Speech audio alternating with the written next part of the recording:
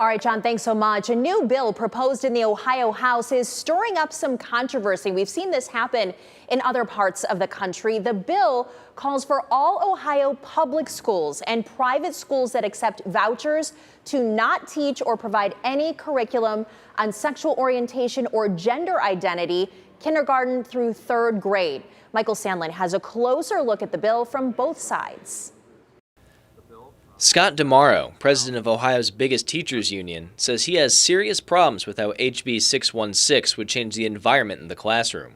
Rather than focusing on giving educators the resources that they need to provide students with a high quality education, to embrace all students regardless of their background, instead it imposes an environment of fear.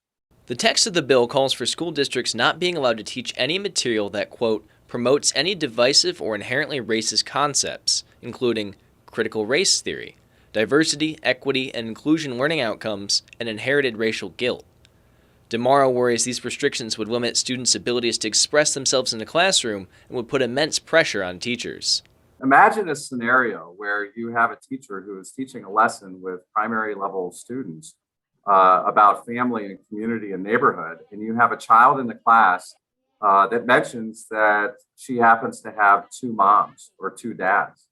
Under the language of the bill, it's not clear whether the educator would have the responsibility to shut that conversation down. I reached out to the co-sponsors of the bill, Representatives Mike Loychik and Gene Schmidt, and local Republican lawmakers here in Toledo for their perspectives. While I've received no response at this time, on Tuesday the co-sponsors both released statements regarding the bill, with Loychik stating, "Curriculum about gender identity and sexuality has no place in K-3 classrooms, period. That's why I just introduced a bill to ban curriculum about sexuality and gender identity until third grade in Ohio." And Schmidt stated, "The classroom is a place that seeks answers for our children without political activism. Parents deserve and should be provided a say in what is taught to their children in schools.